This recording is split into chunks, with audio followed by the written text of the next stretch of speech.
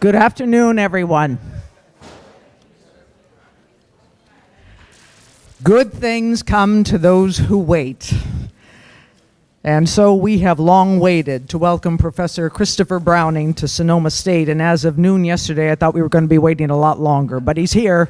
All's good. Nevertheless, we persisted.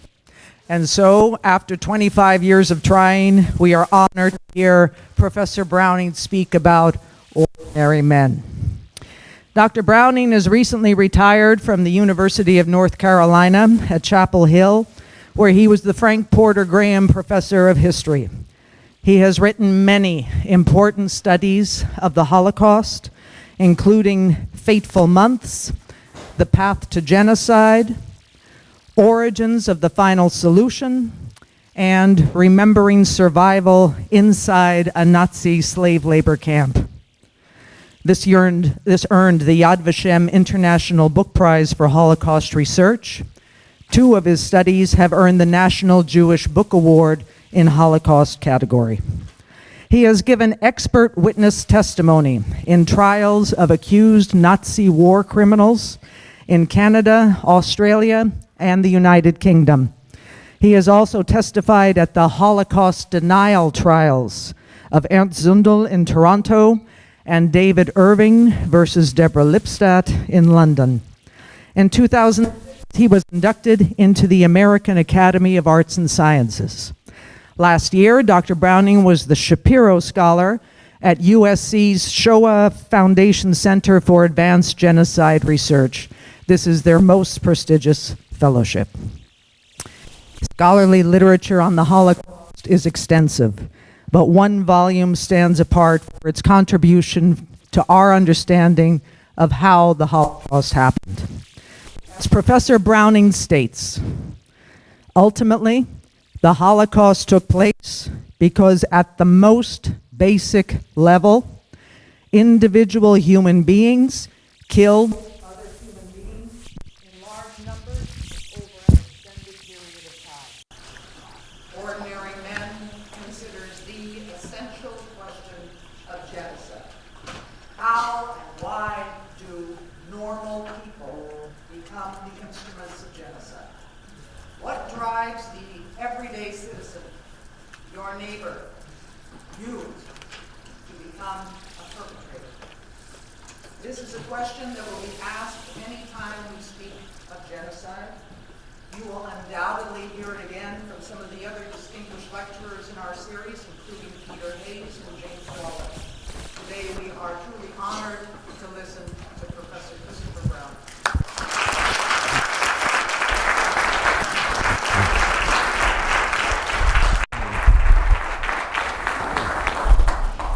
Thank you very much, and indeed it's good to finally get to Sonoma. We've had various problems that have blocked this event taking place earlier, so I'm glad that it has finally occurred.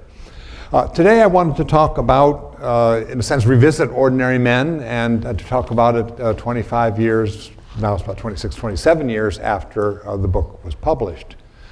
And of course, it was trying to get at the issue of Holocaust perpetrators. And one of the reasons why historians have struggled with the question of explaining the perpetrators is that, in fact, there isn't a single kind of perpetrator. There is no one model fits all kind of explanation. We have, when it breaks down to rough categories, we have the ideologues, people like Hitler, Himmler, Heydrich, the ones who are at the top with a very well worked out, concrete ideological vision that justified the Holocaust, that to them, in a sense, made the Holocaust make sense. So for them, motive is not a great mystery. They did it because they thought that history demanded this. But next group we had were people who we might call the experts, the kinds of people that know modern.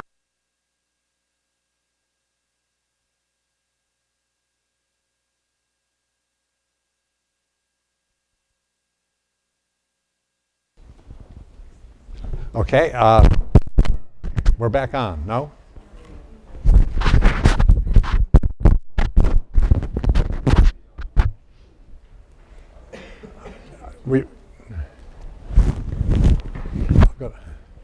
got the green light here. Are we back on now? No.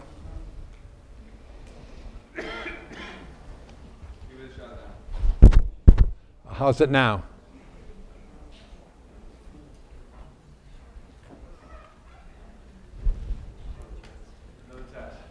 Trying once more. Here, okay, we do have it now. Yeah. Okay. A second group that we have are often simply referred to as the experts, the kinds of people that are indispensable for the working of any modern government, modern society. Prime here would be, of course, the officer corps of the German armed forces that conquered the territories on which the Jews were killed. The industrialists that basically built the equipment and the economy that enabled Germany to conquer Europe. We know also the medical profession that provided people like Dr. Mengele at Auschwitz, but also all sorts of doctors who worked in one way or another with the Nazi regime, such as the euthanasia, so-called euthanasia program. And then we have what I would call the middle level functionaries, these middle level bureaucrats that are, in a sense, the organizers of the genocide. The people that, knowing what the leadership wants implemented, figure out how to do it. Most of the leaders are not micromanagers. They do not sit there working out the details. This is done by the mid-level organizers and managers. Archetypal here would, of course, be someone like Adolf Eichmann. And then at the bottom, of course, there are the people that do the actual killing.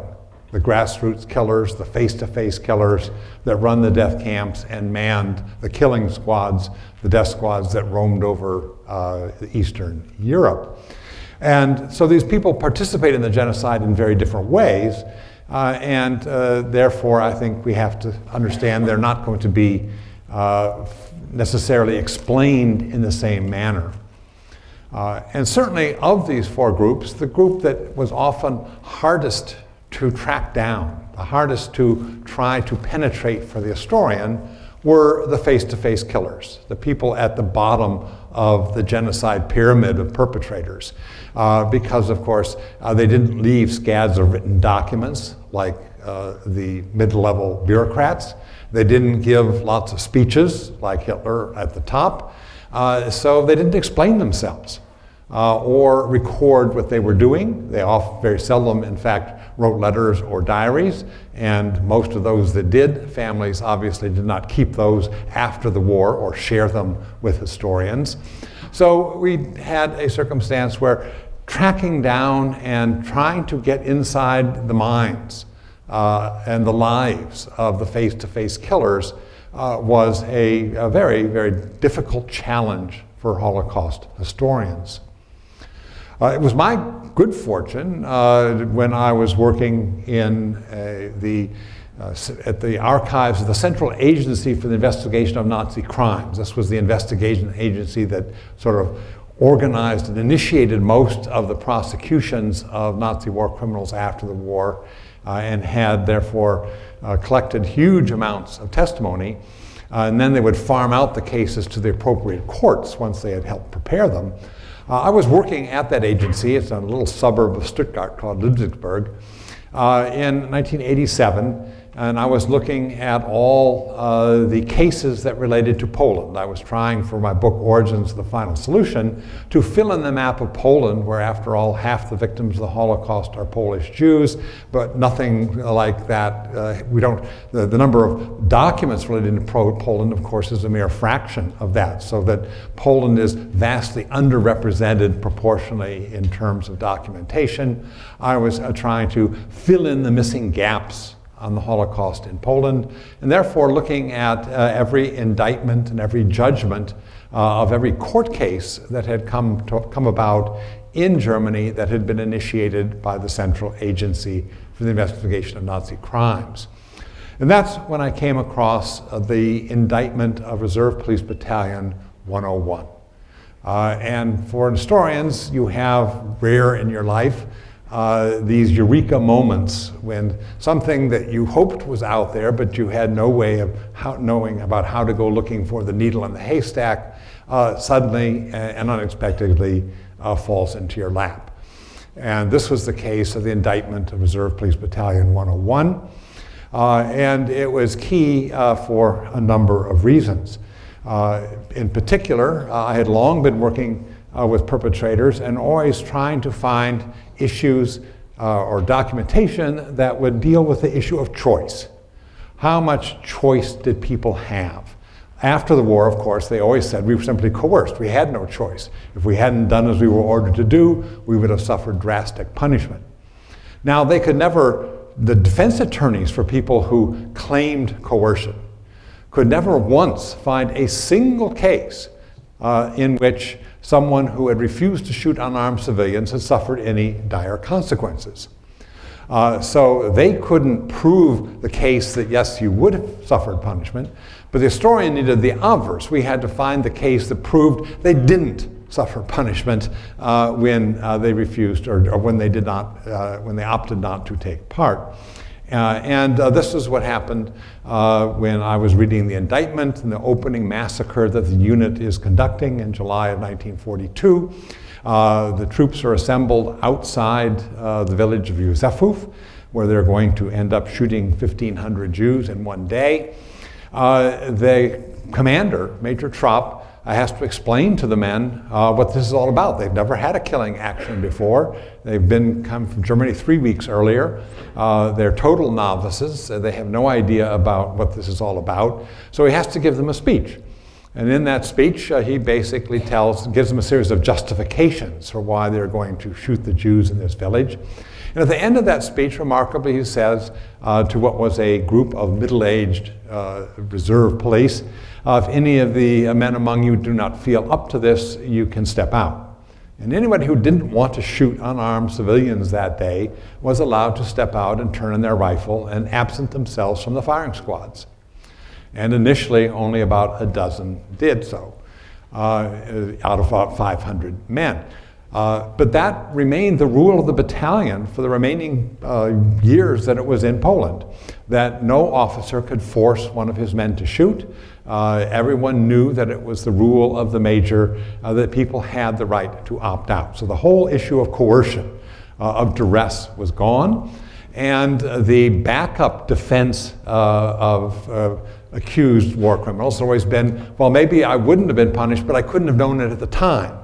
And this was the defense of putative duress. I thought I was under duress even if I wasn't. Clearly, when the major is making an explicit offer, there is no duress and there is no putative duress. And therefore, this was going to be a case in which the two major alibis that cloud virtually every other investigation and trial were off the table. The other thing remarkable about the case, as I went through it, was that I was getting testimony that was so much more vivid, so much more in detail, so much more clearly truthful in describing the horrors of what the men were doing than I encountered in the trial of any other killing unit. What normally happened was that people knew who the officers of these units were. They didn't know who the men were, and the officers lied for one another, and what you get is a series of obviously mendacious denials in which they all just stonewall. But without any outside counter testimony, the prosecution had a hard time piercing a kind of coordinated wall of denial by all of the officer defendants. What turned out in this case was that the roster of the battalion had survived, and that the investigators of this group were able to go to Hamburg, find all, had the 500 names, find 210 men who had been in the unit and interrogate them, bring them in, interrogate them, sometimes many times over.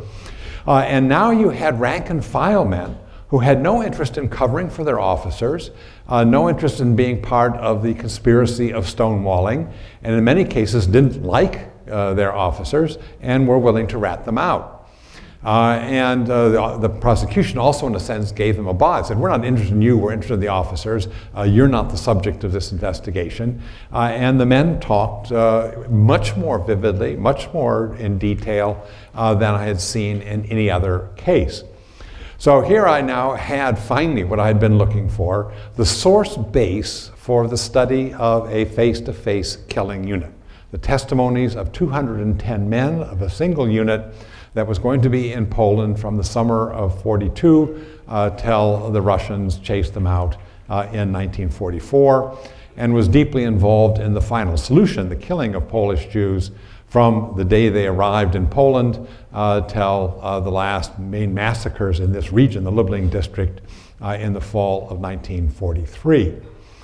I certainly have come across this, went to Hamburg, went through the 30 volumes of testimony, the 210 men that had testified, and came roughly to some of the following conclusions. One, in terms of the composition of this unit. If the goal had been to find a group of men who were not simply a random cross-section of German society, but were a group of men who would be the least likely people in Germany to become Hitler killers, it would have been this group. And let me explain that. Age-wise, the battalion's average age was 39 and a half years old. This is a draft. These people were conscripted in 1942. The war has now gone quite a while. This is the first time in which wartime service is imposed on people who were 35 to 48 years old. But they are too old for the German army. The army is not yet ready to use people like that. So they are drafted for wartime service, but not in the army. So they're sent in as reserve policemen to do duty far behind the lines, which wouldn't be so strenuous. So they're put into a reserve police battalion and sent to Poland. So their age, as I say, is 39 and a half years old. What that meant was they were too young to have fought in World War I. These are not people brutalized by the trenches. They were too old to have been in Hitler schools, Hitler youth, any of the socialization mechanisms by which the next generation was easily and quickly Nazified. These are people whose formative years were the Weimar Republic. They're raised in a democracy. They have a yardstick by which they can measure what is going on. These are not people who do not know anything except life inside the Nazi bubble. They have a life experience from living in a democracy against which they can measure what is happening at that point. When they are conscripted in 1942, of course, one thing was that the military did not want to take people valuable to the economy. They're not drafting engineers constructing submarines in Hamburg. They're drafting mostly unskilled labor, not essential to the war economy. So 2/3 of this unit are going to be working class, and they're going to be unskilled working class. Truck drivers, dock workers, restaurant waiters, what have you. The lower middle class members will be low-level white-collar workers, sales clerks, office workers, and that sort of thing. Now, in Germany, the Nazis ultimately did get support from all across society. Hitler was not wrong when he said he had a people's party that encompassed all aspects of German society. But proportionately, the working class was most resistant. The parties of the working class, the Social Democrats and the Communists, lost the least votes to Nazism and were able to maintain their strong support up until they were outlawed after Hitler came to power in 1933. So the bulk of the battalion not only comes from an age group whose formative years were the Weimar Republic, they come from a social class that was the most anti-Nazi, or at least not seduced by Nazism before 1933. And indeed, Hamburg, by the Nazis, referred to, and it wasn't a compliment, referred to as Red Hamburg because the labor movement there and the working class movement there were very strong. And Hamburg was a city where they did not do well in the pre-1933 political contest for power. So that Hamburg geographically was an area where the Nazis had been relatively weak. So if you wanted to pick a group, as I said, that was not a cross-section, not a random drafting of people from German society, but were in many ways the most likely not to be willing executioners of Hitler. It would have been people from a city like Hamburg, from the working class, and from an age group that was about 40 years old. And that's exactly what the composition of this group is. Now, they are set to carry out two kinds of key actions during the final solution. One was outright massacres, that is simply firing squad executions of Jews as they wiped out one village or another, either because these villages were too far from railways to put them on deportation trains, or trains couldn't be scheduled because of the demands of the Eastern Front, and trains were not available. So they carry out a number of shooting massacres. They also carry out a number of ghetto clearing actions, rounding up Jews in one town after another, marching them to the train station, forcing them onto the boxcars that are going to be sent to Treblinka, which is just about 60 miles north from where this group is operating in what was known as the northern area of the Lublin district. So it's Lublin is here, Warsaw here. They're sort of 2/3 of the way towards Lublin from Warsaw. They're heavily involved in both of these. The very first action they carry out, as I say, is the massacre of 1,500 Jews in the village of Józefów. And from the testimony, I think it is very clear that this action came as a horrific shock to the men. Nothing had prepared them for this. They are traumatized by it. They are distraught. As one of the men said, told the interrogators at that time, I said to myself, if I ever had to do this again, I think I would go crazy. And that was sort of the state of mind of many of them after the first massacre, that this was something for which they had not been prepared, trained, forewarned, and suddenly one day out of the blue, they are shooting women and children in the forest outside of Józefów, and their uniforms are covered with blood, with the brain matter of the people whose heads they've blown off at point blank range in the forest. And as I say, this is a traumatic experience for them. However, and this is one of the discouraging discoveries of the research, was the discovery of just how quickly people got used to doing very terrible things. Though the first massacre may have been horrific, they describe it in great detail. They remember some of the people they killed as individuals. They remember the procedures of the day, can tell about that day in great detail. Very rapidly, the killing becomes a numbed routine. That as each massacre proceeds, they remember less and less of it. They can't even remember the names of the towns any longer or what was particular about them. That once they get used to doing it, this basically not only loses any capacity to horrify them, but it loses any capacity to be remembered in any kind of particular way. So the speed with which they adjusted, the speed with which they became numbed, the speed with which they accommodated themselves to a profession of day-to-day killing was one of the very discouraging results that I came to. I also concluded from the testimonies that over time, not only did they become increasingly numb, but the battalion basically broke into three rough categories of people in terms of how they reacted. One group of men, a plurality, nothing like a majority, but a plurality, simply learned how to enjoy killing people. They got increasingly high on what they were doing. They volunteered for firing squads, they volunteered for the so-called Jew hunts to track down Jews who had fled to the forest, and they would come back to a hearty lunch and joke and laugh about what they had done. There was a middle group that I would call the accommodators.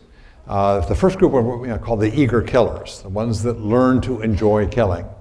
The second group were what I would call the accommodators, people that would never volunteer, didn't enjoy their job, in fact often thought of it as dirty, as unpleasant, but nonetheless would do it whenever ordered, but would never go out to seek the opportunity and never volunteer, but also would never do anything to avoid it. They did not take up the major's offer to excuse themselves because they didn't want to appear, as we'll talk about a little more, didn't want to appear weak or get stigmatized as not doing their share. A third group were what I call the evaders. people who took up the major's offer either the first day at the speech or even during that day thereafter when they would present themselves to one of their non-commissioned officers and say, I can't do it anymore, or later would make it clear that they weren't going to belong to a shooting unit any longer. Now, that meant that they weren't trigger pullers, but they also continued to do other supporting jobs that made the killing possible. They continued to provide guards for the cordons around the shooting actions so people couldn't escape. They continued to participate in the roundups of the ghettos that would drive people out of their houses to the town square and march them to the train. So they continued to do essential jobs even if they weren't trigger pullers. So when I say evader, they evaded the actual act of face-to-face killing, but continued to do supporting actions that enabled other people to do the killing even if they did not. In terms of those that didn't kill, the so-called evaders, overwhelmingly after the war in these interrogations, their explanation, or I should say, even at the time they did it, and they stuck with this explanation after the war, was not to evade by saying that it was wrong, or that it was immoral, or that it was sinful. It was to say that they were too weak. To basically say this job was too tough for them. They weren't tough enough to do it. Now, what that accomplished for them was two very important things. It meant they didn't criticize the regime. They were not criticizing the policy of mass murder. Nor were they criticizing their comrades who were carrying out that policy. They were taking on themselves the stigma of being too weak to do what they accepted as a legitimate policy in order to not have to take part in it with the least friction with their comrades. That this perversely then, of course, in a sense validated what the others were doing. By saying, I'm not tough enough to do that, they were in a sense, labeling as strong and positive those that could kill, and accepting upon themselves the label of being weak and inadequate in order not to take part in the killing. And that's how they carved out for themselves the space that would enable them to not be trigger pullers, but still remain a part of the community of the unit. Remember, this is an occupation unit deep in Polish territory. There are no other society around them except the 500 men in that unit, and no one wants to be a pariah or be ostracized in that kind of situation. And so the way they avoided that was basically, as I say, taking the blame on themselves for not participating, not criticizing the regime or their comrades. So those are the kind of the outline of the conclusions I made about the men when I went through these interrogations. But when I was done, I still needed a kind of broader framework, something that would get at the basic question that we have, and that is, why did people as part of a unit do things they never would have done as individuals? Why did they become killers when they didn't have to be, when there was a way out? So that, in a sense, was the bigger question behind describing what they did and what the dynamics of the unit were, was to try to find a more interpretive framework behind that. Now, at that time, of course, one answer was to look at psychiatry. But psychiatry is looking basically at individuals. And certainly the attempt made initially after World War II was to look at Nazis as abnormal and to diagnose them on the basis of their individual abnormalities. So we had the so-called totalitarian personality was one thesis that was brought out, and others. And all of that, I think, was quite mistaken, because these people weren't acting as individuals. On their own, they didn't behave this way. This was not a case of them being psychologically abnormal. Sociology at that point was not very helpful, because there were sort of two things sociologists were contributing then. One was kind of the Weberian study of bureaucracy, which was very useful for studying the middle-level echelon perpetrators. Those who, in a sense, were so absorbed in their task that they only judged themselves and what they were doing by how well they carried out the task assigned, not by how good was the task that they were in fact carrying out well. That in a sense they didn't sit in judgment on the higher purpose of what they were doing, but only on how well they accomplished it. And also the fact that this task was always, the whole task was always so segmented and subdivided, every person was always, through a very refined division of labor, only responsible for one small segment, so they never had a sense of owning the whole thing. It was always, they were just one, the phrase then was just one cog in the wheel, one tiny little cog in a big machine for which they had no sense of personal responsibility. The other contribution at that time was the Polish sociologist Zygmunt Bauman, this book on Holocaust and modernity, who was trying to talk about the pathologies of modernity. We often look back on the Enlightenment and the modernization as, of course, being a very positive thing in the rise of Western civilization. And he was pointing out in his book that there was an underside to this. When people basically think that it is that man, in fact, has through their rational capacities the means of improving and perfecting their own lives. This is not something that is brought about by divine aid, but is a man-made product. If the whole goal then in a sense to match ends and means, and therefore you can rationally choose what means will achieve a particular end. And he used the analogy that if you wanted to perfect your garden, you pulled weeds. And if you wanted to perfect mankind, you pulled human weeds. That basically the whole mentality of deciding who should live and whose life had value for the Nazis was an exercise in radical modernity. That wasn't very useful to what I was looking at. My middle-aged policemen were not theorizing about perfecting mankind when they were blowing people's heads off. So neither of those approaches provided me with any kind of analytical framework. What did in the end provide that framework was social psychology. That is the study of how people react within a group, the dynamics of group interaction, of group behavior. And here, a number of experiments had been undertaken in the 1960s that provided some insight in terms of how people's behavior is shaped by virtue of being part of a group. Why people as a group behave differently than they would as an individual on his own.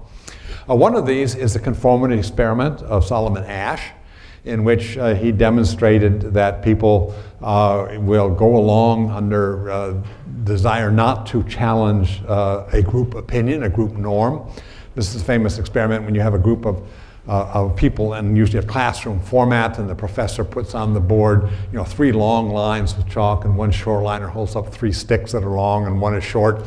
And you go around the classroom and you ask everybody which is the shortest stick. And one after another, of course, the Confederates all choose one of the long sticks and say it's the shortest. And then you finally get to the unsuspecting subject who has a choice. Either he can give you the right answer or he can give you the answer that conforms to the group.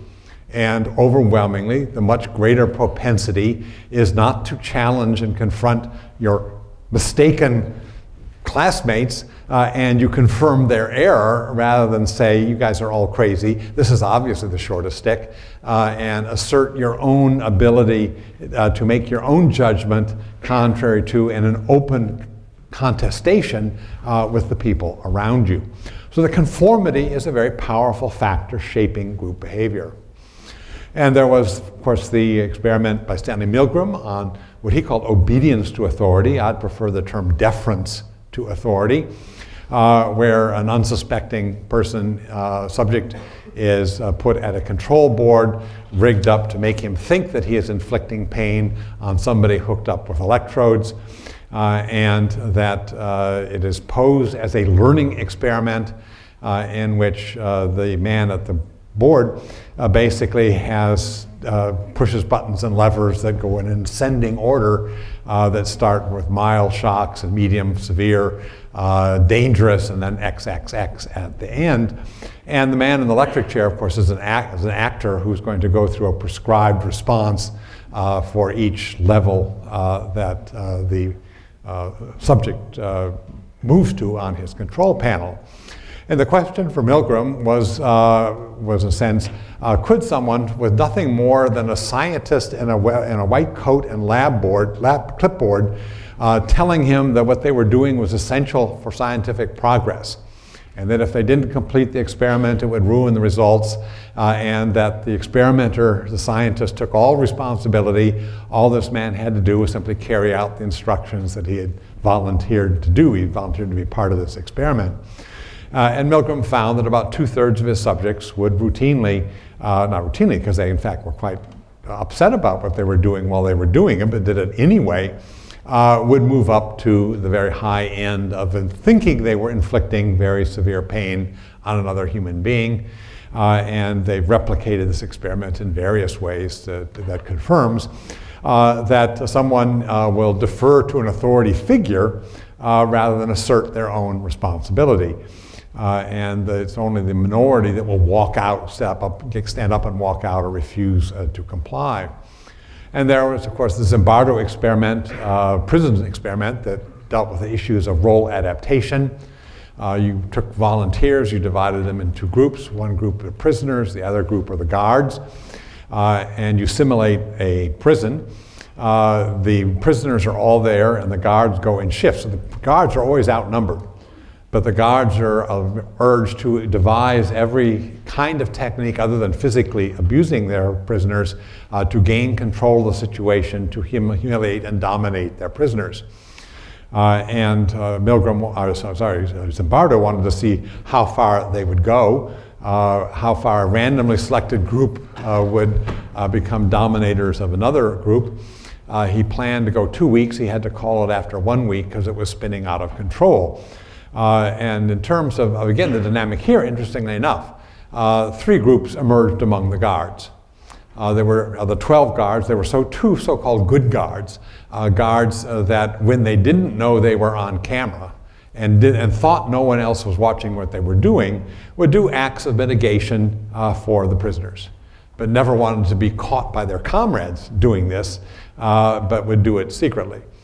There was a middle group of guards that would get out their manual and follow the orders and do exactly what was prescribed, standard operating procedure. And then there was a dynamic minority that in fact from the beginning set out to invent ever new, more draconic ways to dominate and torment their prisoners and to gain and keep the upper hand. And it was the dynamics of that group that finally had caused Zimbardo to call things off. People who very quickly, putting on a police guard uniform, being empowered over others, very rapidly changed their behavior to adapt to the role that they had been given and to, in a sense, exploit it to its full, to get high, in effect, on what that empowered them to do. So role adaptation, deference to authority, conformity, I found were all important factors that influenced the way people interacted with others as part of a group that were all useful for explaining the dynamic that I had empirically observed. That at first I wrote, in a sense, everything except the last chapter, and then said, how do we make sense of this? And then went through a number of different things, but found social psychology perhaps the most useful analytical framework in explaining why so many of the men, even when they had the option not to take part, continued to do the killing that went on in Poland in this unit. At the very end then, I had, of course, having got the book written, I had to get it published. I was fortunate enough to through a friend, to borrow his agent. 3 publishers turned the book down. 2 of them said it was a good book, but a university press book. This won't sell, nobody will buy this in enough numbers. One book, I had somebody who'd gotten out of bed the wrong day and said, my God, another Holocaust book, when you people stop writing this stuff? And then the 4th one took it. So Any of you aspiring authors out there, remember that publishing is a lottery, and which editor gets what is often a matter of the luck of the draw. We then had to find a title. Now, I had thought of the title Becoming Killers, and my editor said, no way, you can't use that. And I said, why? It says, well, becoming in English has two meanings. One is a transformation, becoming something, and the other is attractive. And he says, if somebody can misunderstand a word, they will misunderstand a word, and you don't want this book being, good-looking killers.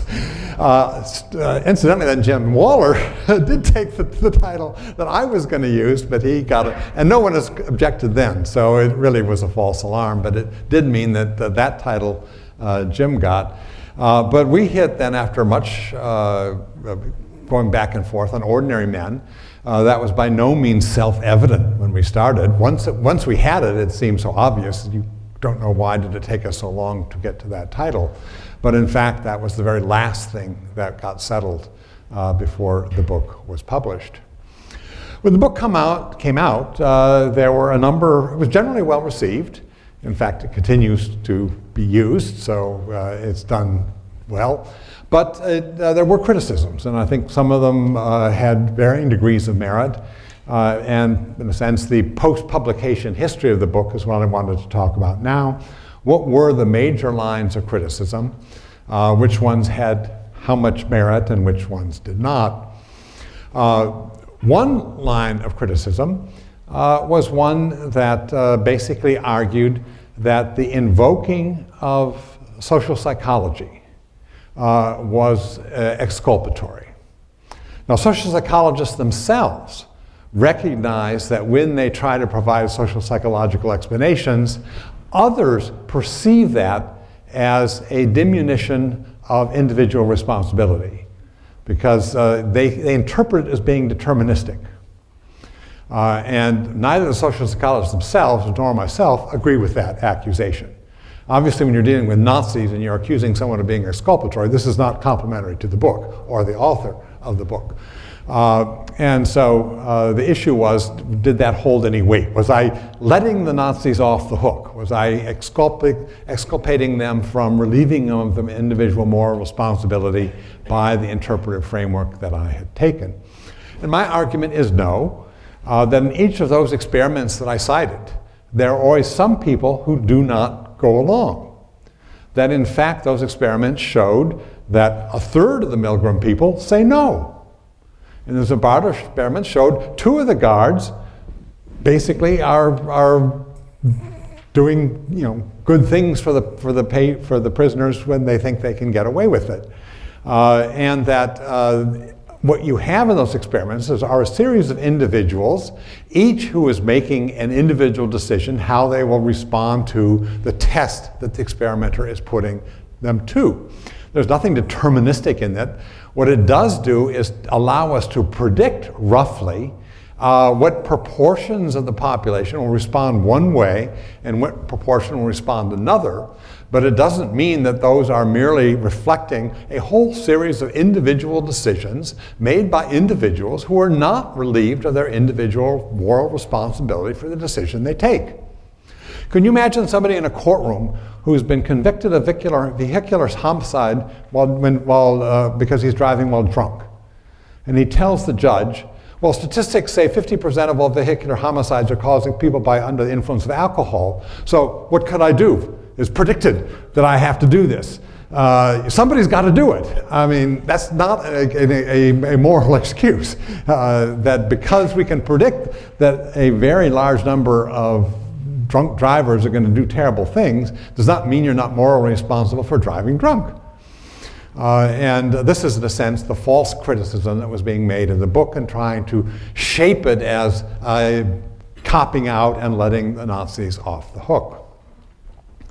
A second argument, criticism of the book, was that Reserve Police Battalion 101 was not typical, and that I was making generalizations broadly from a case that was an anomaly. There is some truth to that, but I would argue they may win one battle, but I will win the war in this, and let me explain why. As much more research was done on the police battalions. Once Ordinary Men was out there, in fact, we began researching all sorts of other police battalions. We learned much more about them.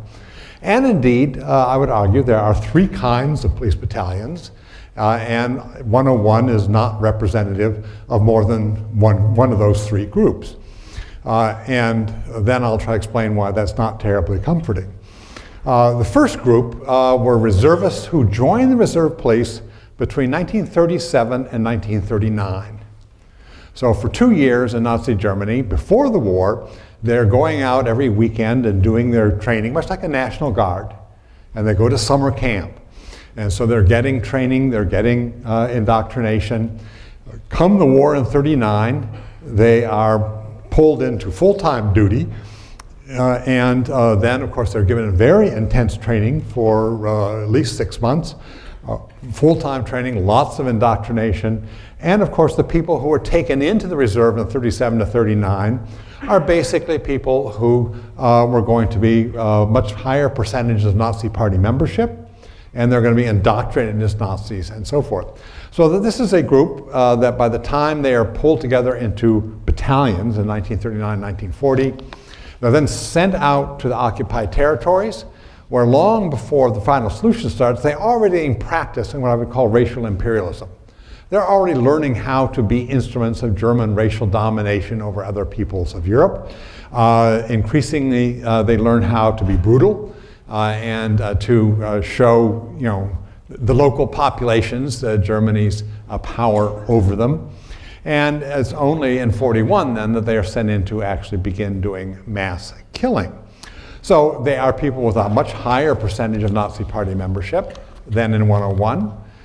They are people that will have long period of indoctrination, long period of training, much more selective in terms of being allowed in back in 37 to 39. A period of brutalization in which they get used to being the enforcers of the Nazi regime in occupied territory, and then are finally sent into killing.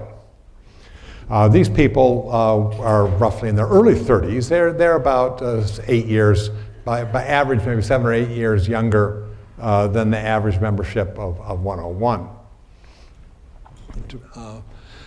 Then we have a second group. In 1939, when Germany goes to war, the army needs a large number of professional policemen to become military police, MPs.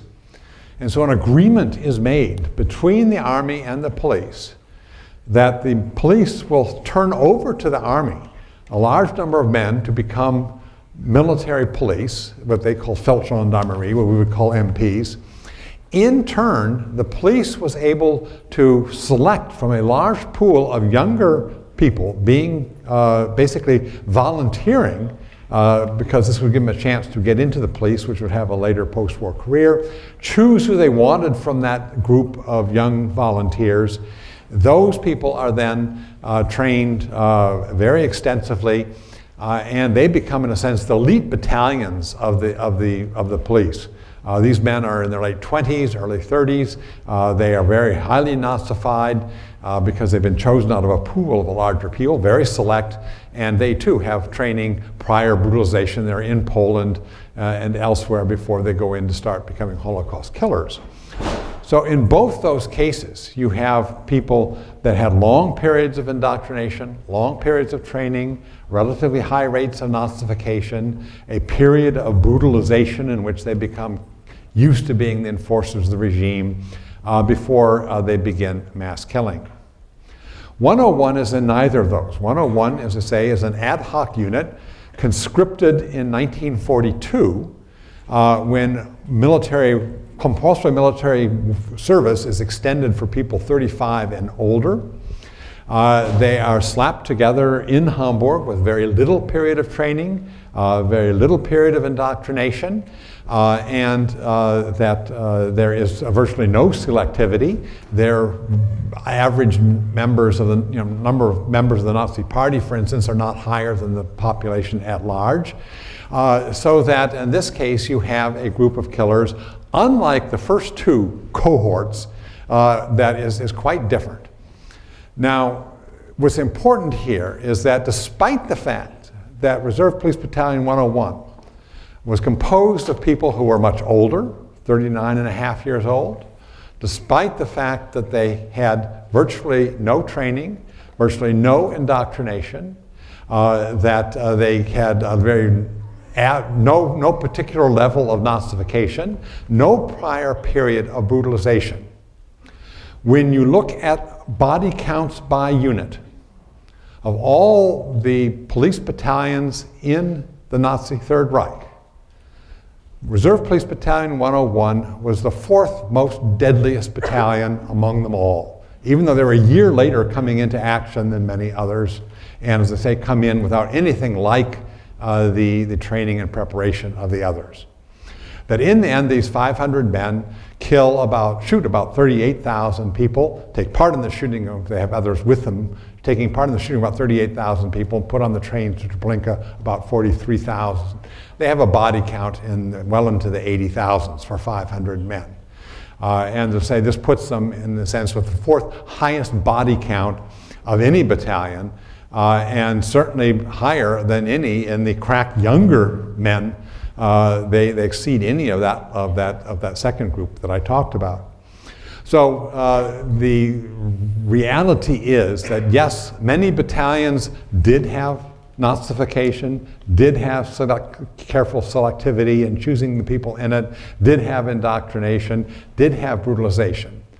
But if your argument is that that is either a necessary or sufficient explanation for why they did what they did, then you cannot explain 101 because it didn't have any of those. So 101 may have been different, but we can take no comfort from the fact that 101 was different because it shows us that you can create a killer unit that is one of the most deadly of the battalions with none of that. And so in the end I say, yes, it's atypical, but that is not a comfort, that is not a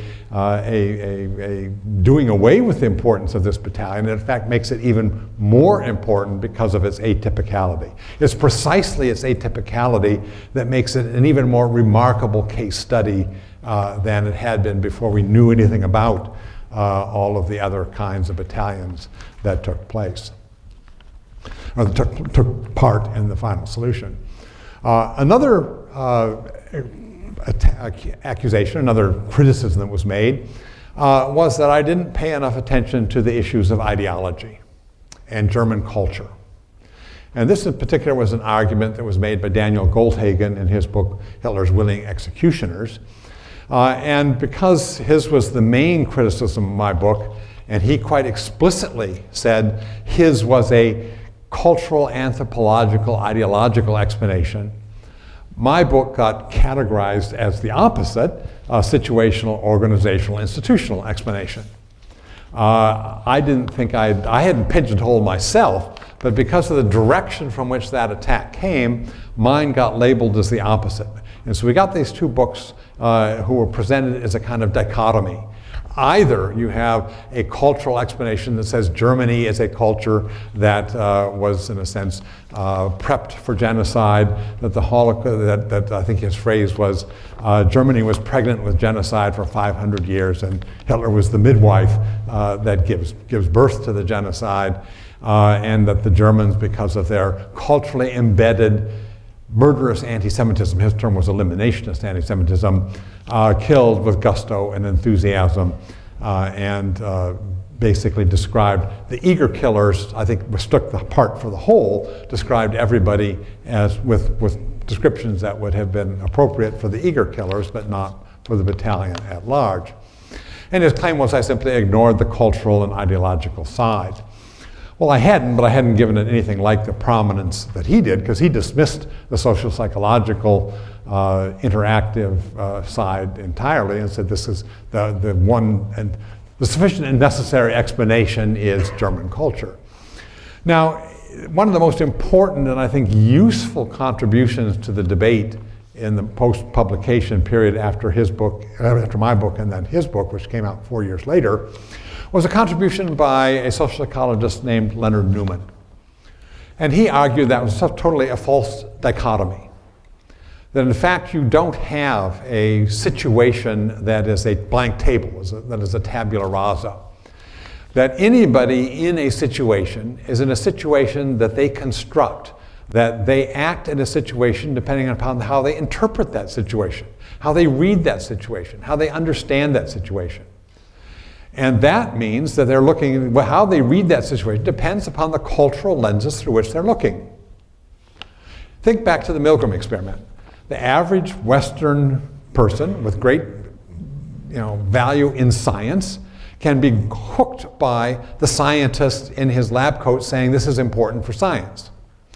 Put a New Guinea Highlander in that situation and say this is important for science, and he says, what's science? I mean, he comes to it with a totally different cultural outlook that will not read that situation in the same way. Now that's an extreme example, but it does, what Newman was arguing is I think quite right, that situation and culture are inseparable because you will read the situation you are in, respond to the situation you are in part through how you see that situation as is shaped by your cultural assumptions. So the notion that there is either this one or that one, I think is wrong, and Newman was bright notes, knew how to explain that. I only wish he had done that before I wrote my book, but I couldn't come to that myself. But I'm very glad that he put that on the table later, because I think it is a very essential element to add, that in fact we're not talking about either a cultural explanation or a situational explanation, because those two are intertwined and inextricable. The last criticism that was made, also by Daniel Goldhagen, was simply that I had been duped. That we had both read the same testimonies, both read the same policeman testimonies, and that I had been snookered by the false accounts that some of the policemen gave, and that he had avoided that trap. His argument was that you must not use any testimony that has the potential to be self-exculpatory. Any testimony that could be interpreted as letting yourself off the hook basically is suspect. Anything suspect you must kick out, because you can't let yourself be fooled by a Nazi in any of this. And so he has a very high purist test about the evidence, that only people who admitted they had given themselves to Hitler, mind, body, and soul, could be trusted to say, to confess, when they confessed, that you could trust those confessions. And everything else had to be discarded because of the potential to be self-exculpatory, particularly if they were in error in one area or untruthful here, then you had to discredit everything else that they had said as well. My argument was as follows, that these testimonies really come in sort of three, again, rough categories. One of those categories is transparently mendacious testimony. Much of this testimony, particularly by the officers, Goldhagen and I can both look at and we immediately dismiss it. So this is such obvious lies that no serious historian would pay attention to any of this. Then there's another band of test stories that is so self-incriminating, so horrific in what it admits that these people did, that nobody would make that up and self-incriminate themselves. So nobody who is lying to make themselves look that bad.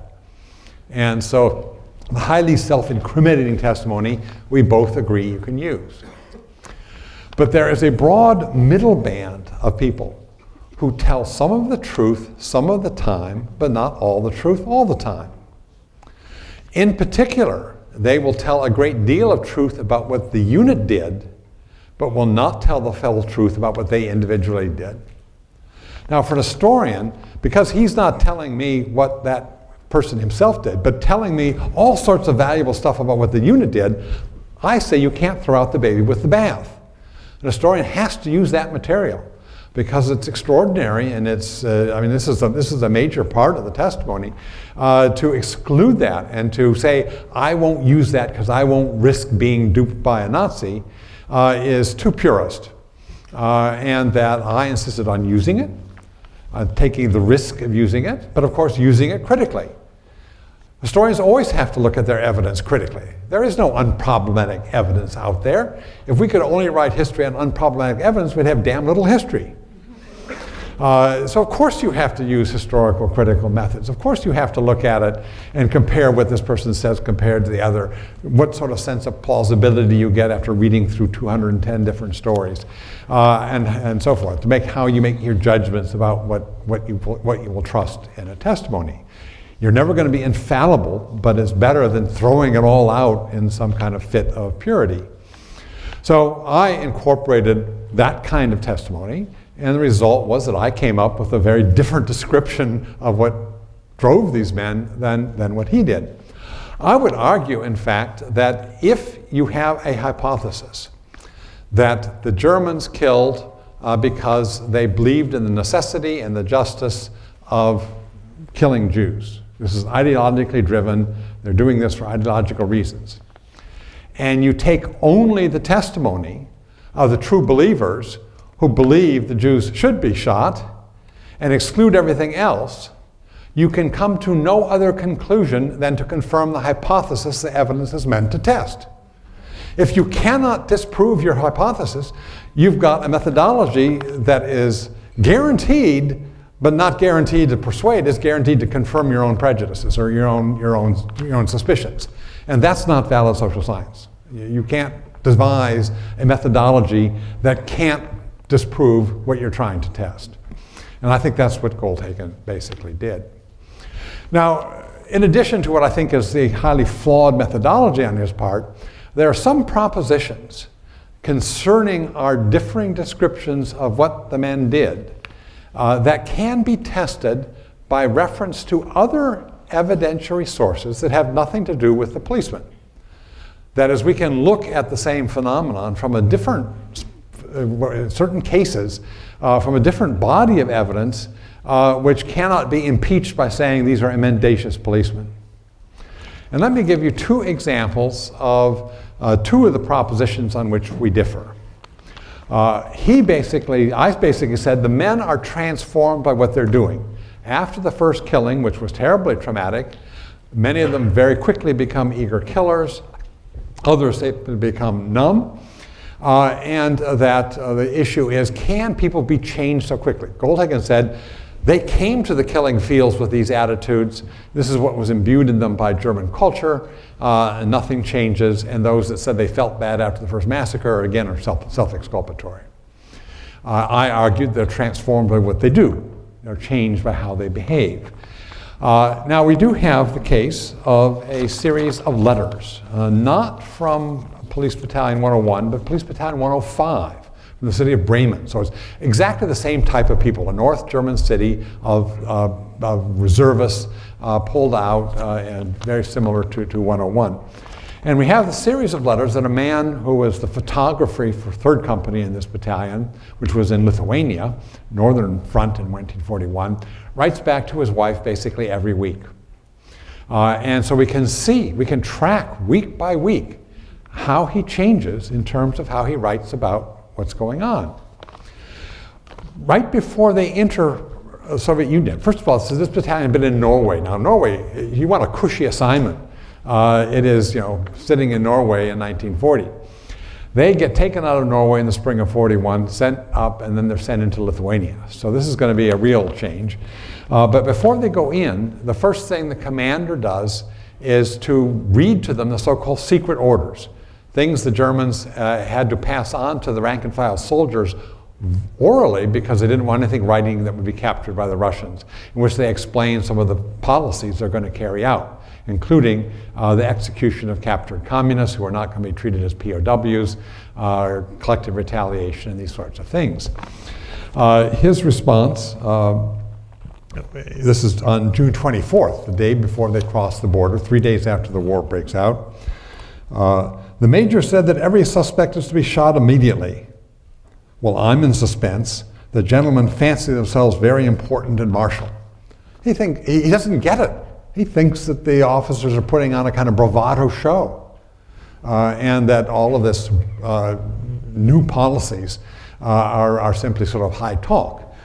And then, of course, they go in. July 7th, they are in a town where they're stationed for a short period. And he writes and describes things about the Jews there for the first time to his wife. The Jews are free game. Anybody can seize one on the streets for himself. I would not like to be in a Jew's skin. They have no food. How they actually live, I don't know. We give our bread and more. I cannot be so tough. Oh, and then he goes on, one can only give the Jews some well-intended advice. Bring no more children into the world. They have no future. I mean, he can foresee that if you're not going to feed a whole population sometime down the line, this is not good. But this is before the massacres begin. But the key thing here, I cannot be so tough. And basically, he's feeding his two jury servants that they have. He and his buddy got picked up. 1 month later, August 7th, now the mass killings are underway. And he writes back 1 month later. First of all, the first part of this letter, he's telling his wife all the food packages he's sending back, because of course they're looting everything they can get and sending back the spoils. And so he's sending back various goods, and he says he helps it all taste very good. And after hoping they have a good meal, he then writes this. Here all the Jews are being shot. Everywhere such actions are underway. Yesterday night, 150 Jews from this place were shot. Men, women, children, all killed. The Jews are being totally exterminated. And then he goes on to say nothing about it to their child. Don't read this part of the letter to their daughter. So he's, two things here. One, there's a little bit of shame. Don't tell our daughter about this. And secondly, it's in the anonymous passive. It isn't we're killing Jews. It's not I'm shooting people. Here, Jews are being shot. Now, this was the common formulation after the war in virtually every interrogation. Always the anonymous passive. Somebody else did something, but it's never me. And here we see it even at the time that it's actually happening. Here, all the Jews are being shot. As they move into Lithuania thereafter, increasingly they're meeting partisan activity. And he begins to talk about the Russians with words like beasts, dogs, trash. Then he's the photographer, and he says that they captured some partisans, they had an execution, and he laments that he wasn't there to take pictures because, quote, it was said to have been fun. And then finally, he does get an execution, and he gets the pictures of it, and then he writes his wife this. Remember earlier he said, don't talk to the daughter?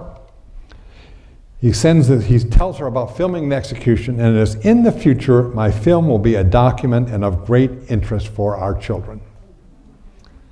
So people can get drastically transformed. I mean, you can trace the degeneration that goes on in these letters in a case where just the process you can visibly watch week by week as you read these letters. So I want to argue, in fact, with a source totally different than post-war testimony. I mean, this is current letter writing. Shows, in fact, dramatically how much people can be changed by what they're seeing and what they're doing. A second proposition that we differed on was, do these groups actually break into three groups? He said they're all, 95% of these people are eager killers. And my notion that there was a significant group of people that were Vaders, he just dismissed as fantasy. He said if you had had that many, the battalion could not have functioned. He didn't provide evidence for that, he just announced it as self-evident. Now, we do have a case where we can look at the internal dynamics of how a group of policemen breaks down. This comes from a very unusual source. And this is Oswald Rufeisen. Oswald Rufeisen was a Jew born in Silesia. Now, Silesia is that border territory of Polish-German mixed population. Jews there did not speak basically Yiddish as their home language like Poles further east, like Jews further east. And he was raised bilingually. He spoke fluent Polish, fluent German with no accent. Further east, a Yiddish-speaking Jew opens his mouth trying to speak Polish, and everybody knows immediately that he's Jewish. Oswald Rufeisen was, let's say, fluent in Polish, fluent in German. When the Germans invade in 1939, he flees Silesia and gets to Lithuania. Now the Germans come to Lithuania in 1941, so he flees Lithuania and goes south into what is present-day Belarus. He's now a 17-year-old boy. He's walking across central Belarus, and he's intercepted by the Belarusian police captain from the town of Mir. Now Mir was famous for having Hasidic school studies and so forth. But this was also the site where a man named Simeon Serafimovich, the Belarusian captain, intercepts Rufeisen and asks for his papers. And Rufeisen says, my papers were stolen, which was quite plausible, these things happened. And then he explained who he was. He said, I'm a half German, half Pole. I had a German father, Polish mother from Silesia, and I fled to Belarus. And the fact that he speaks Polish and German fluently with that accent made all this perfectly plausible. And the police captain, Serafimovich, says, oh, that's useful. The Germans are coming to set up a police station in town in a few weeks. You'll come and be my translator. So the Jew, passing as a half Pole, half German, is brought into the household of Simeon Serafimovich and lives in the house of the Belarusian police captain. 2 or 3 weeks later, the Germans arrive.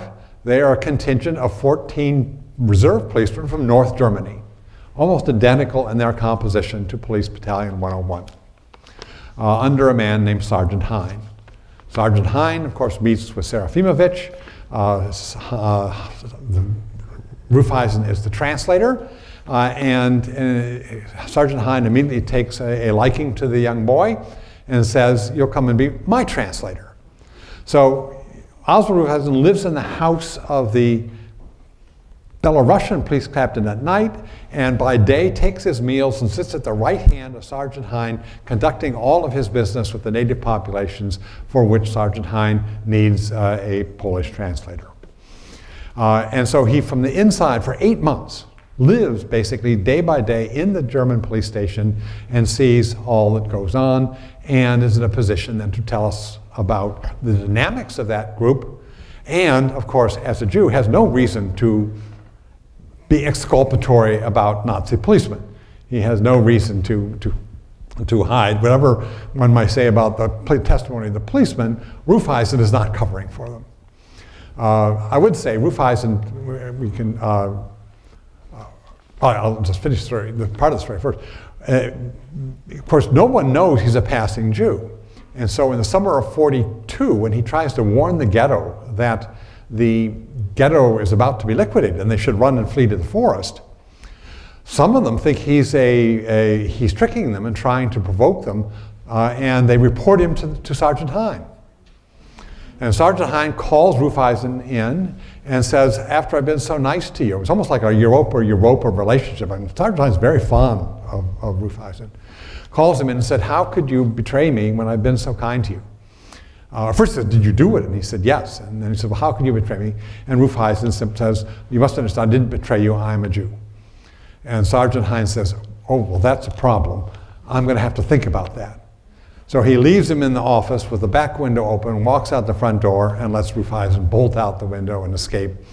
Rufeisen survives the war, and he was the eyewitness, and I was the historical expert witness at Serafimovich's trial in London, or magistrate's hearing in London in the early 1990s. So this is how I got much of my story from Rufeisen. And Hamatek has also written a book about him called In the Lion's Den. So there's a Rufeisen we know a great deal about. In any case, what did Rufeisen survives the war? What did Rufeisen say about the German police? Well, basically said they broke into 3 groups.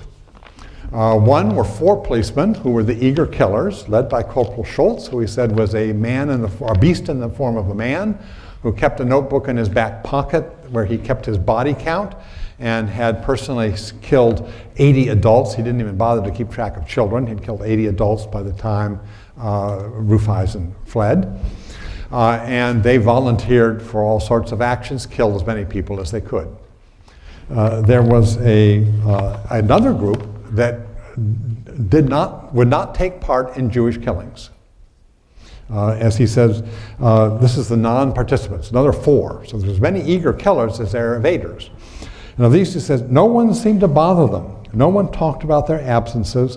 It was as if they had a right to abstain. So if you said, I'm not going to do this, nobody was going to court-martial you. They just said, okay, we have enough to do it. Stay home.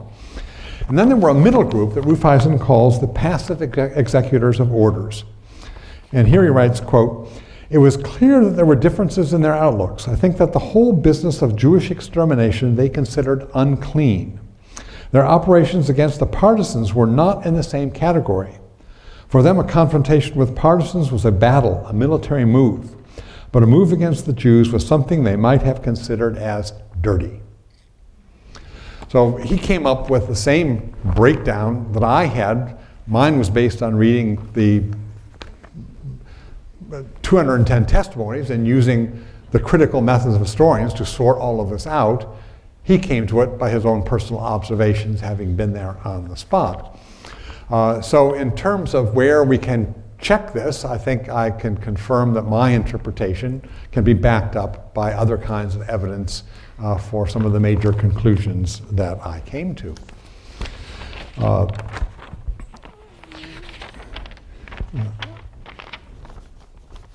There are several other angles we can take on this as well. One is kind of the comparative one.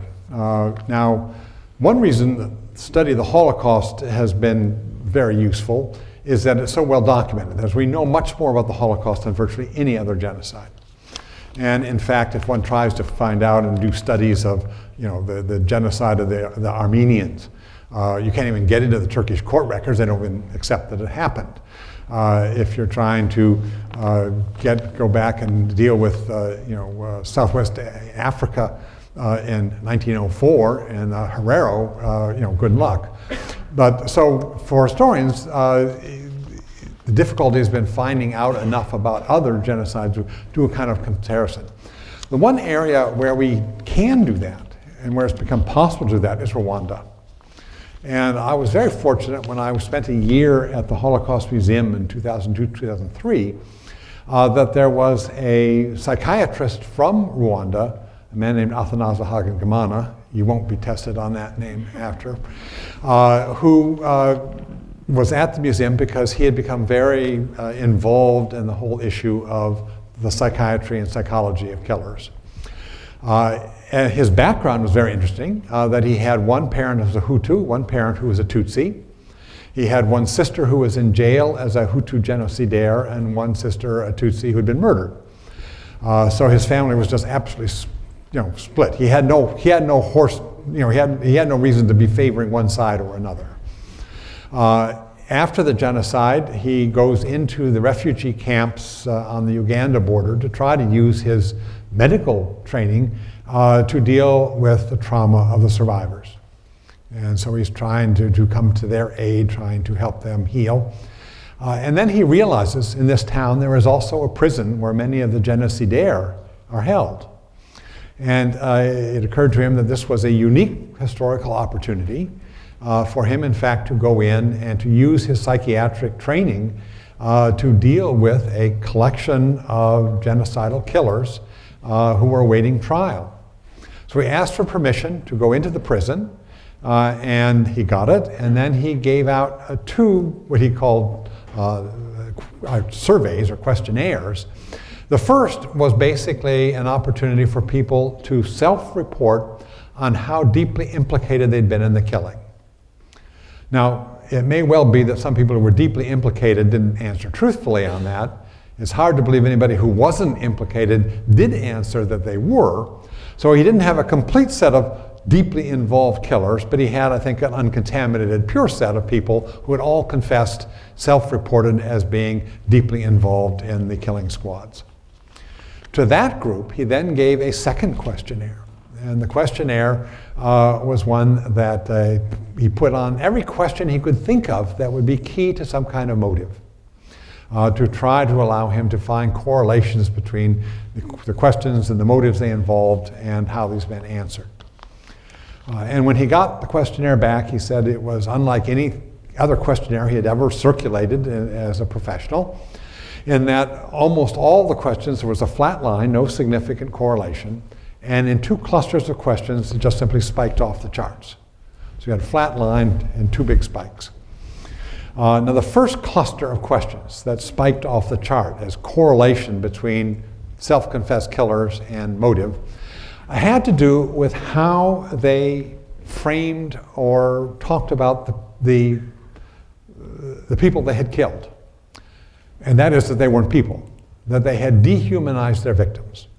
They talked about Tutsis, that they were cockroaches, they were vermin, they had been engaged in a purification process, they had not been murdering fellow human beings.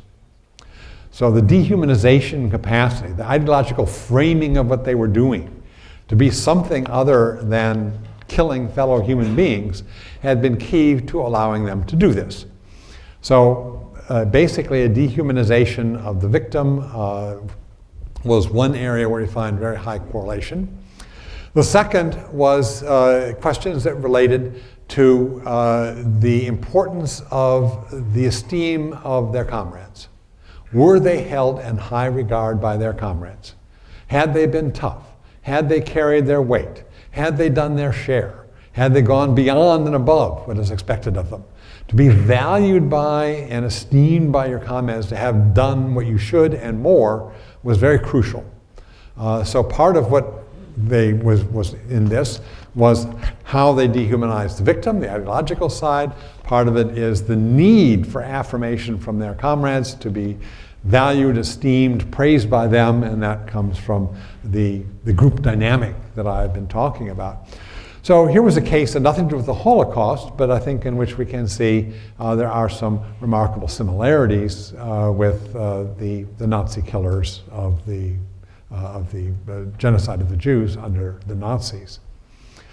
One other development I just touch on briefly, because I know we're running late here, would be the attempt to cast this, and particularly the ideological side, in somewhat wider framework.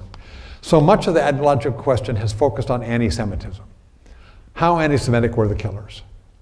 And more recent research has said, what other factors, in terms of, if we go back to Newman, shaping the situation, would explain why people not only killed Jews, but why they would kill Roma and Sinti and Russian prisoners of war and massacre local villages.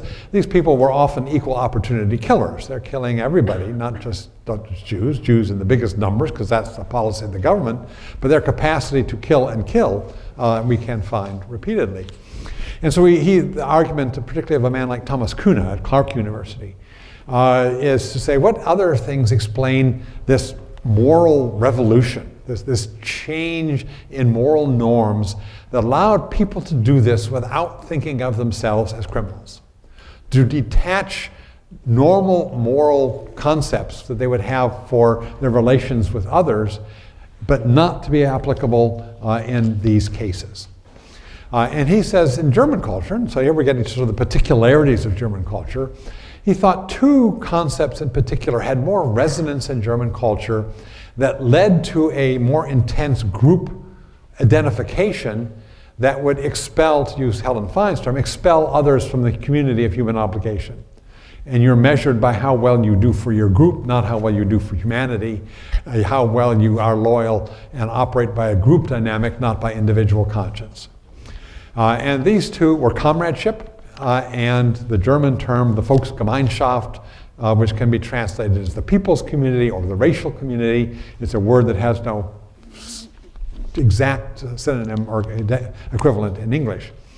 But the comradeship was something that came out of World War I. If you've ever read Remarks All Quiet on the Western Front, and his stories of the trench war, in the end he says the only good thing about the war was the comradeship. This is the one redeeming factor. Now, in the 20s, Kuhne points out, comradeship, in a sense, was fought over. Whose concept of comradeship was going to win? There was the view that Remarque expressed, all the trench soldiers have the comradeship of the trenches against their evil governments and evil officers who send them to be sacrificed like sheep to the slaughter. The other comradeship is a racial comradeship among Germans, and everybody else is outside the circle of German comrades. The Nazis appropriate comradeship to, of course, the racial part, and they win. And all the resonance that the notion of comradeship had basically is harnessed to creating people who feel they have obligations and loyalties only to their group, and that no moral limits apply to what they do to people outside that group. Second is this term Volksgemeinschaft. Now, when Germany had been a very divided, tense society before World War I, when the war breaks out, the Kaiser gives this famous speech. He knows no parties, he knows no religions, he knows no classes, he knows only Germans. And there was this kind of euphoric sense of unity. And after a long period of division, internal tension, Germany is kind of high on this sense of unity, of this community. After the war, again, the Nazis and others fight over who gets to use the term Volksgemeinschaft and what meaning will it have. In 1914, it had an inclusive meaning. Everybody's in. Protestant, Jew, Catholic, Social Democrat, Conservative, worker, middle class. It was a conclusive notion. What the Nazis do is appropriate that term and turn it into an exclusive term. You define the Volksgemeinschaft by who is not in it. Roma and Sinti are not in it. Jews are not in it. Mentally and physically handicapped are not in it. Asocials are not in it. And so it's good Germans that are in it. And again, you create a community that has a morality that extends only to itself and does not apply to those beyond. When you do things to those people beyond, it's not like you were doing it to people that mattered. And so killing people outside that community, particularly if you're killing them for the sake of the Reich, is not only not a crime, but it is a necessary action, and often even described in terms of self-defense. So he was trying to make us think wider and think more about wider aspects of German culture than the continual focus on anti-Semitism, to understand the inverted morality of Nazi Germany that allowed it to become such a killer regime, not only of Jews, but of many others as well. In any case, that's where things have gone in the 27 years since Ordinary Men was published. Anytime you can publish a book, you're glad it gets published. If you publish a book that remains part of the conversation for that long, it is especially gratifying. So I'm very glad I could share that with you today. Thank you very much.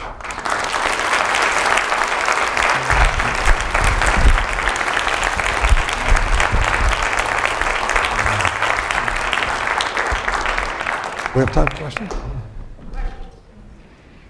Yes. You mentioned Goldhagen. Yeah. I wanted to one thing that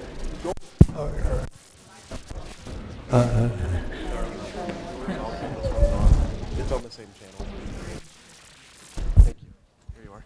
You mentioned the Goldhagen book, and I wanted to ask, mention that Goldhagen did not address, one area that he did not address, and I wonder what your opinion was the extensive effect that the propaganda had on the German society, especially in the period just before assumption of power and up through the war years. The continuous portrayal of Jews as vermin, as Untermensch, and so forth and so on, what effect that had outside of the poisoning of the anti-Semitism over centuries, outside of that. Yeah. The difference would be, he basically thinks the Nazi regime was not transformative. It simply unshackled and unleashed the Germans to do what they always wanted to do. Therefore, the propaganda simply reflected what they already believed. My view is the regime is very transformative, that you create the Nazi bubble where it's very hard to have, particularly for the younger people, you have no outside reference by which to judge this. And so the younger, and we know, of course, the Nazis were very strong, particularly in the younger generation, because they have no other signpost, they have no other yardstick by which to measure what's going on. And the phrase of one of the men in Police Battalion 101 was, he didn't think of himself as anti-Semitic, because he wasn't an activist in this. He didn't go out and buy their Stürmer or hound Jews in the streets. But he did say, it was the air we breathed. I mean, how did you escape it? It was everywhere. You grew up in a society in which the assumptions were Jewish evil, Jewish inequality, and for him, it was the air we breathed, was his expression. And so I think clearly that has an effect. To say for Goldhagen, it didn't persuade because it simply told them what they already believed. I think that saturation over time, of course, narrows your capacity to have other ideas, to see things from another point of view. In contrast to that, for instance, the lieutenant, who is one of the people who evades, and he was a merchant, did overseas trade from Hamburg. He said, I had friends in other cities outside of Germany. I had another perspective.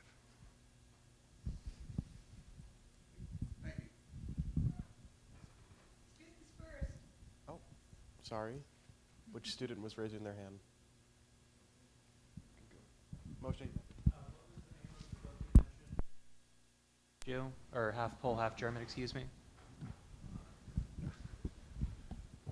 The question was, what was the book about Rufeisen? It's Nahama T-E-C, and it's called In the Lion's Den. It's really the story. She interviewed Rufeisen at length. He becomes interesting because when he hides in a convent, or he becomes interesting for other reasons as well, he actually becomes a Catholic convert, and then is the man who tries to exercise the right of return to the state of Israel as a Catholic priest. And he ends up in Haifa, where he administers to a Catholic community, but he viewed himself as both a Jew and a Catholic.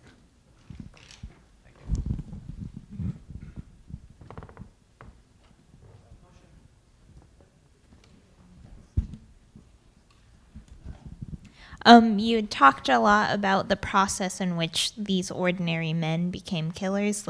I was just wondering if you had looked into the process of them after the war, if they they lose the structure and it almost deteriorates, or do they feel guilty after? Yeah, often I'm asked, just to amplify the question, do these men experience post-traumatic stress syndrome, for instance? And the answer would be not that I can tell. One, of course, they come back from the war, as in men who come back from the war, there's a high divorce rate because the men have been changed in many ways. And some of the wives who were interviewed say, now I understand why my husband was so different, when she's hearing about the trial. For the men themselves, it would appear that they managed to repress this and bury it very deep. Of course, all the society around them was repressing it and burying it very deep. The Germans were framing things in the post-war period. They were the victim. They're the victim of Red Army rapes, the victim of the bombing, the victim of the expulsions of ethnic Germans from Eastern Europe, they're the victims of Hitler, they're victims of the occupation.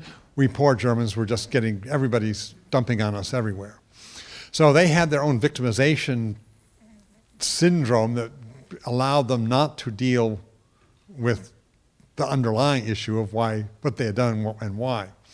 And everybody kind of agreed on this amnesia. So no one, in the Vietnam War, of course, we had the opposite. Poor people coming from Vietnam getting shouted at, how many babies did you kill? And it was thrown in their face. So it was very different in Germany. Everybody was agreeing to go along with, let's not talk about it. What happened when the interrogations began, and these people were called into the police office, a number of the men remarked, and not a large number, but enough that I think it was very significant, said, now that you are forcing me to call all this up and to remember it and talk about it, now I am having nightmares. For 20 years they didn't have nightmares. But if they're forced to talk about it and to bring it back up to the conscious level, now I'm having nightmares. One of the men committed suicide jumped out of his upstairs window before he could go in for a second interrogation. The police car had come to get him and he just leaped to his death. So I think the interrogations were more traumatic because it broke the repression. And rather than post-traumatic stress syndrome, what you had was a very effective repression that was very broad up until that point. What I did not get in virtually in none of the interrogations, was any sense of guilt. What was the overwhelming ethos was self-pity. In 1942, I had the bad luck to get sent to Poland to be in a killing unit, and now 20 years later they've changed the rules and I have the bad luck to be considered a war criminal. Poor me. Nothing about the victims, but poor me was the predominant ethos in this.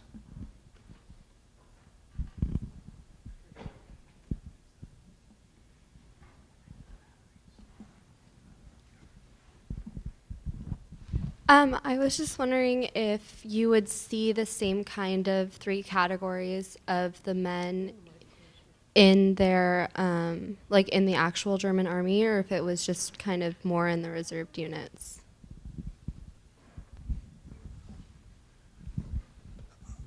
I don't know for sure, but certainly the suggestions are that that is likely as well.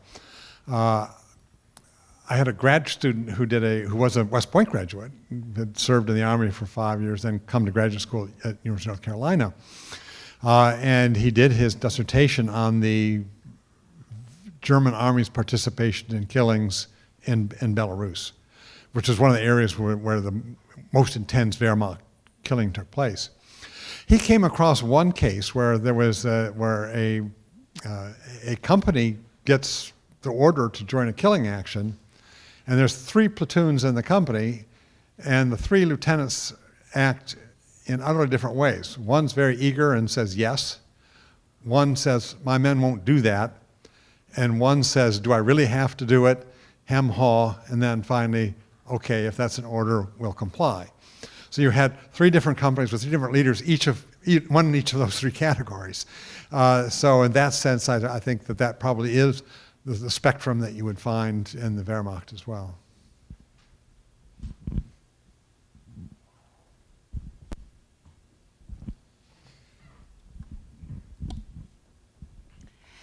In the last 2 years, I read in the New York Times and the Guardian quite a few interviews with ISIS fighters and their families, especially in the UK. For example, a family that their son joined ISIS and the relationship, and then I read testimonies of a few Americans who were able to drop ISIS and come back. So a lot of what you described really resonated with those interviews. Maybe the added facts were that in ISIS there is a culture where before they go into major killings, there is a lot of using hallucinating drugs that the men and the women there are really numb when they do it. The other factor, of course, that they are young people, they're not older people. The other fact that struck me was that in ISIS, if you don't participate, you are being shot on the spot. So there was the fear. But overall, it did resonate a lot of that, the 3 groups and the extreme groups that really volunteered. And the families are very, very traumatized with that. So I just wanted to add that. Thanks for responding. Next question.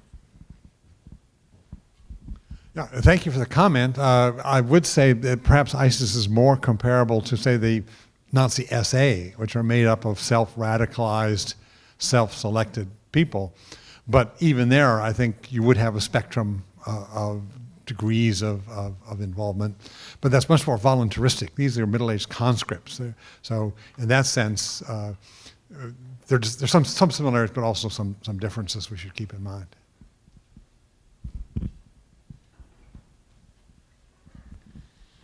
Were there any evaders who used a moral reason for not agreeing to kill?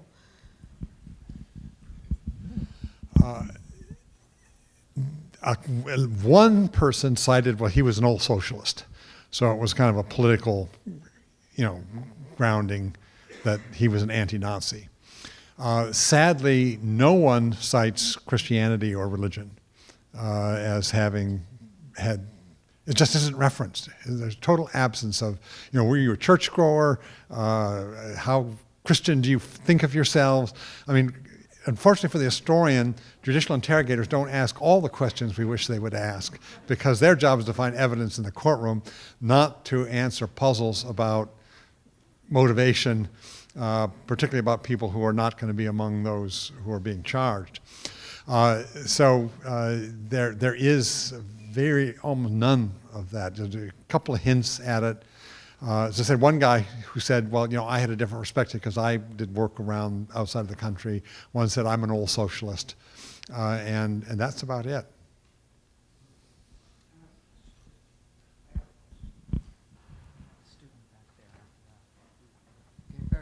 Very quick question, kind of a generic question. Do you think genocide, the prerequisite for genocide is dictatorship, or do you think it could arise in a democracy?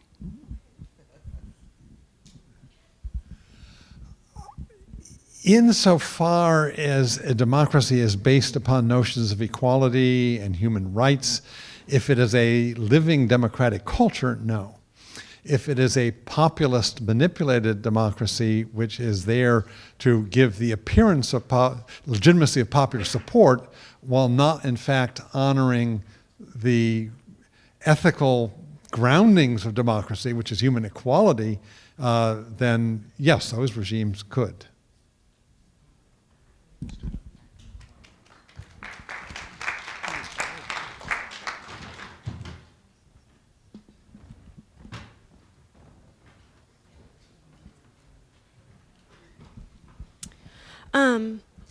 So I know that as far as with Nazism, there was a real big turn to females being back in the home. Their role was at the home and not exactly like in the bureaucracy of the state. But do you know of like any areas where females were more involved in Nazi Germany? And do you think that if there had been more female involvement, do you think it would have been the same outcome or perhaps slightly different?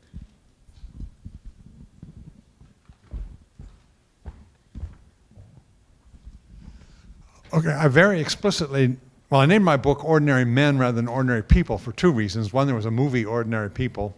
And the second is these people were men. So, and they themselves had a gendered conception of what they were doing. That to be tough enough, well, in a sense, to be so weak that you couldn't buck others, that you caved to conformity and you deferred to authority, that made you tough enough to kill, and that was considered manly. If you, in fact, were strong enough not to go along, but you disguised that by saying, I'm too weak, that was considered weak and feminine. One policeman's testimony was basically the following. They soon learned not to ask me to go on the firing squad Jew hunts. That was for men, and they considered me no man. So they themselves had a code that tough killers were men and abstainers were weak women-like. Now, in terms of were women actually involved, Wendy Lauer has written a book called Hitler's Furies, and which she looks at the deep degree to which women were involved in the Nazi occupation in the East. We know they certainly were involved as nurses in the euthanasia program. So that we know clear that they, particularly the so-called wild youth, or the decentralized youth, up until 41 they're being sent off to the 6 killing centers and killed in gas chambers.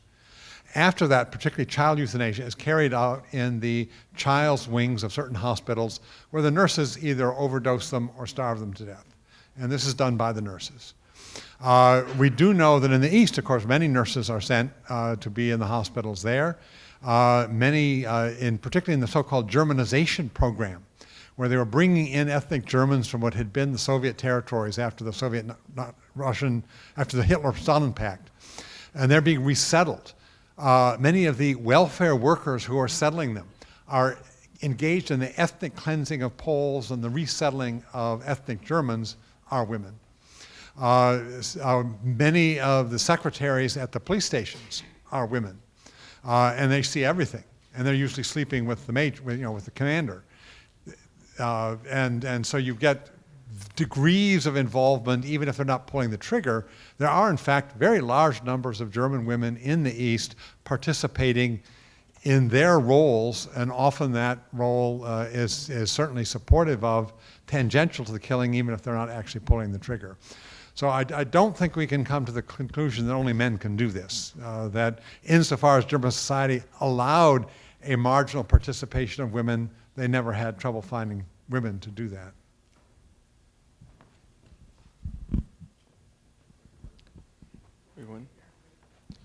So Dr. Barnett is pointing this way. You guys are pointing this way. Am I missing you? You mentioned the 3 types of people, or like the eager killers, like, my question is that universal in the findings of other genocides, or is it primarily to the battalion? I certainly don't know that we could call it universal because we don't have anything like the depth of study of other killing units. It's what I found in this unit. It's what Oswald Rufeisen observed in the police station at Mir. It's what Zimbardo found in his prison experiment. 3 pieces of evidence don't make a universal rule, but it suggests that that is a possibility that, well, I think we can almost say intuitively, in almost any situation, there will be a spectrum of human response. You're not going to have everybody doing the same thing or reacting in the same way. So they will stretch out over a spectrum, and in this kind of situation, I think it's highly likely we will find that, but I certainly can't say we can say that's a universal rule.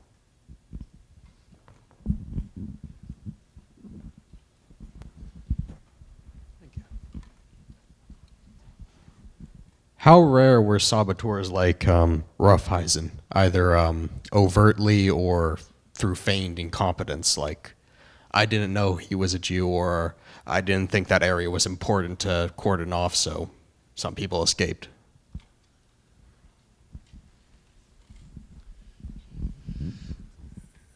We do have enough stories from survivors that they survived. Let's put it this way. Almost every survivor has a story where a German who could have killed them didn't. And that they wouldn't have survived if it hadn't been that somebody who was in position to have killed them did not. So we certainly know that there were cases where people abstained from killing that they could have done, even people that were killers and killed other people, but for some reason they liked this person or had some sort of relationship or just didn't feel like that day. We don't know.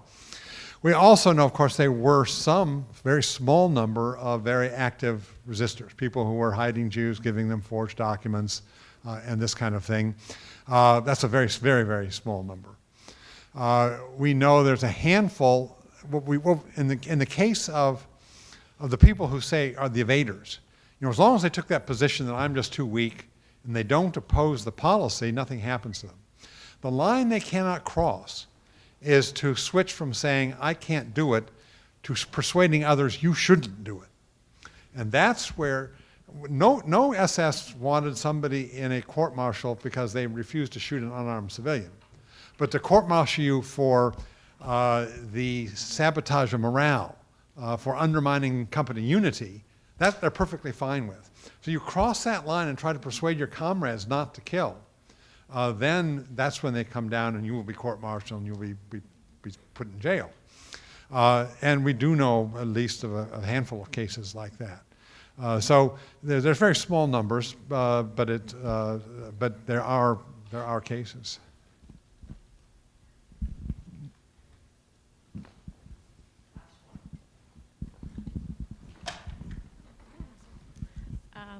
So you mentioned that most of the people from the police battalion 101 were from Hamburg, which is like a predominantly Protestant area. And I was told by, like in school, that Martin Luther had some of his like later works basically said that you pick up the sword for the state and you do not fight against the state. Like you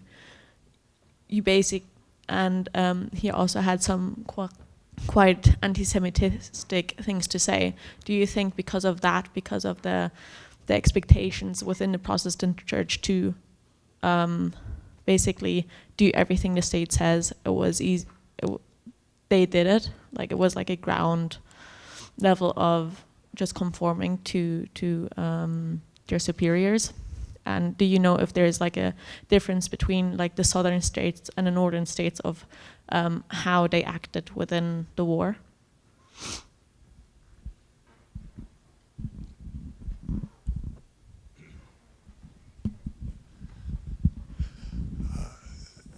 Let me start the answer with a story. I started my teaching career at Pacific Lutheran University in Tacoma, Washington.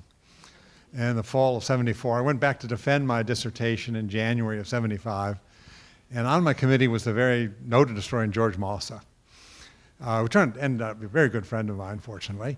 But he knew I was coming back from a Lutheran university, so he was going to have fun with me. So he basically said, well, isn't it true that this is a Lutheran thing? That we explained this by Martin Luther, and this is what Lutherans do. So my answer to him is what I will also give to you now. And that is, in fact, we can find equal number of cases in which Catholics from South Germany and Catholics particularly from Austria, were deeply, deeply involved in the killing. There is no shortage of participation by Catholics that would distinguish them from Lutherans. So my answer there is in terms of those two, that does not help us. What we do know, in effect, is that of all the theology and teachings of the Catholic Church that Luther did not reject, did not reform, unfortunately, was the anti-Semitism he took from the Catholic Church. Calvin did not. I mean, we have branches of Protestantism that did not carry over the medieval anti-Semitism of the Catholic Church. And so you have areas where Protestantism has not been terribly infected by that. Lutheranism is not one of those, unfortunately. And so Catholic and Lutheran on that issue come out pretty identical.